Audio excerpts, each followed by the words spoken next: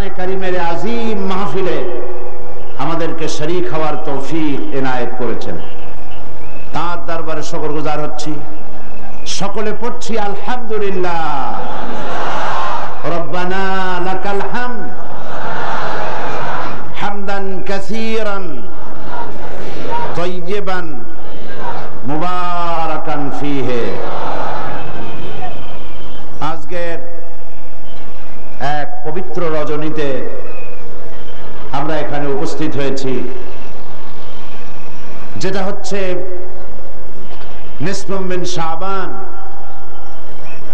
পবিত্র শাবান মাসের মধ্যরাত্রি। এই রাত্রি সম্পর্কে রাসূল করিম সাল্লাল্লাহু আলাইহি ওয়াসাল্লামের ইবাদতের কথা হাদিস শরীফে রয়েছে।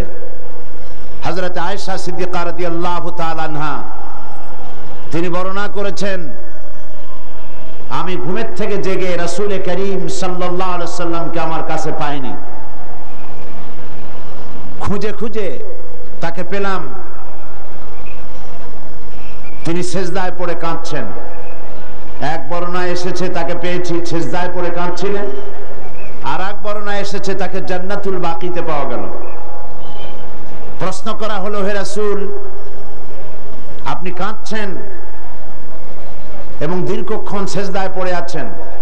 রাসূল সাল্লাল্লাহু আলাইহি ওয়াসাল্লাম বলছেন, তুমি জানো না এটা হচ্ছে নিসফুম মিন শাবান, এটা হচ্ছে শাবানের মধ্যরাত্রি।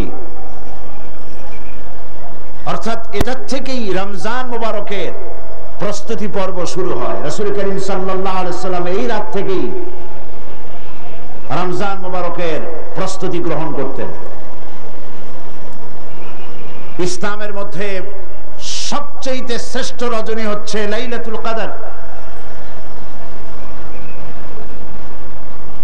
শবে বরাতকে লাইলাতুল কদরের সমপর্যায়ের নেওয়া গুমরাহি।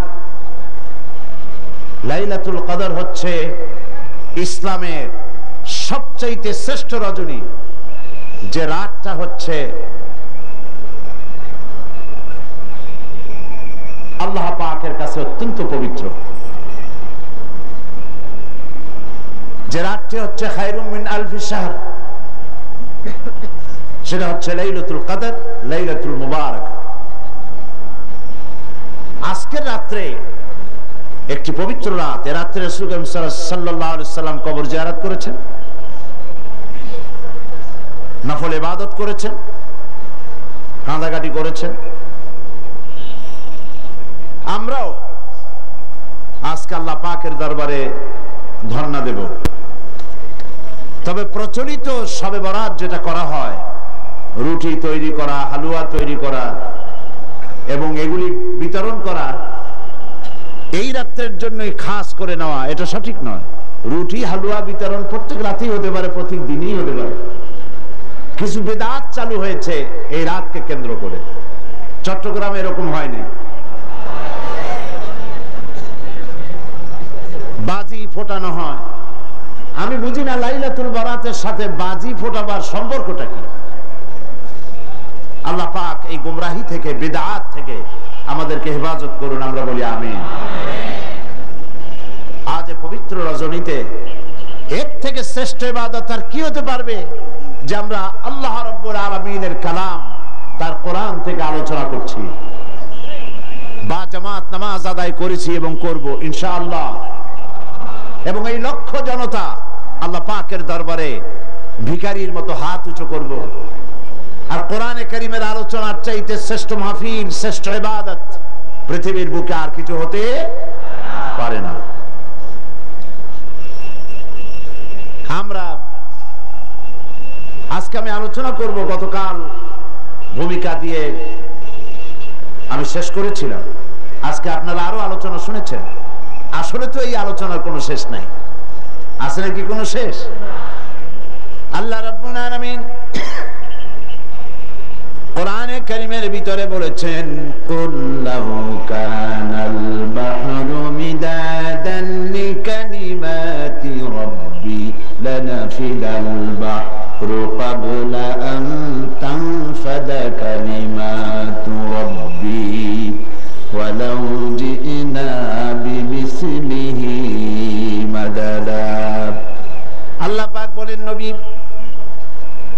আপনি বলুন, আমার রবের কালামের ব্যাখ্যা করার জন্য, আমার রবের কালেমার ব্যাখ্যা লেখার জন্য তাম পৃথিবীর সমস্ত পানিগুলি যদি কালি হয়ে যায়, আর যদি ওই পানিরূপ কালি দিয়ে আমার রবের কালেমার ব্যাখ্যা যদি লেখা শুরু হয়ে যায়, লিখতে লিখতে তাম পৃথিবীর সমুদ্রের পানিগুলি সব শেষ হয়ে যাবে, আমার আল্লাহ পাকের কালেমার ব্যাখ্যা লেখা শেষ হবে না। হচ্ছে সেই কালামের পানি, যুগ যুগ ধরে লোকেরা শুনছে, শুনবে, শেষ নাই। এত শোনার পরেও কাঙ্ক্ষিত মানের অগ্রগতি, উন্নতি আমাদের হচ্ছে কি? কথা বোঝেন নাই বোধহয়, হচ্ছে। যে পরিমাণ শুনছি সেই পরিমাণ আমল আমাদের মধ্যে হচ্ছে না। এ কথাটা ঠিক কিনা? এই মাহফিল আজ, এই লাইলাতুল, এই পবিত্র রাত্রে এত লোকের উপস্থিতি হয়েছে, নারী পুরুষ। একজন লোক কি বলতে পারবেন যে জীবনে আমি কোনো ওয়াজই শুনি নাই, কোনো তাফসীর আমি জীবনে শুনি নাই? পারবেন কেউ বলতে? পারবেন না। প্রত্যেক ব্যক্তি শুনেছেন, কেউ 10টা শুনেছেন, কেউ 20টা শুনেছেন, কেউ 100টা শুনেছেন। এবার চিন্তা করুন, কোন মাহফিলেই তো খারাপ কথা বলা হয় না। হাক্কানি আলেম যারা, হাক্কানি ওলামা, হাক্কানি পীর মাশায়েখ যারা, তারা সবসময় কোরআন হাদিস ভিত্তিক কথা বলেন। কোন মাহফিলে বলা হয় না যে চুরি করবেন অনেক সওয়াব পাবেন, মিথ্যা কথা বলবেন কিয়ামতে জাহান্নাম থেকে মুক্তি পাবেন, এরকম কথা বলে কেউ? ওজনে কম দিবেন, ব্যবসায় ভালো বরকত হবে, কেউ বলে এমন কথা? পরের জমিনে ডাল ঠেলবেন, জমিনে ফসল খুব বেশি হবে, কেউ বলে এরকম? বলে না। সব জায়গায় বলা হয় মিথ্যা পরিত্যাগ করুন, গীবত করবেন না, অহংকার করবেন না, ওজনে কম দিবেন না, জিনা করবেন না, মদ পান করবেন না, সুদ ঘুষের কাছে যাবেন না, বিবিকে পর্দায় রাখবেন। এইসব কথাই তো মেইনলি বলা হয়, নাকি বলেন? আচ্ছা, জীবনে যদি কেউ 10টি মাহফিল শুনে থাকেন, আর প্রত্যেকটি মাহফিল থেকে একটি করে ভালো কথা, কোরআন হাদিসের একটি করে কথা যদি আমরা জীবনে ধারণ করতাম, তাহলে 10টি ভালো কথা জীবনে ধারণ করা হতো, ঠিক কিনা? তাহলে আমাদের জীবনটা খারাপ হইতো না আরো সুন্দর হইতো? তাহলে কি বোঝা যাচ্ছে? আমরা যা শুনি পরিপূর্ণভাবে আমল করি না। গলতটা কোথায়? মুসলমানের সংখ্যা তো এখন কম না। এই মুসলমান এক সময় সংখ্যায় খুবই কম ছিল।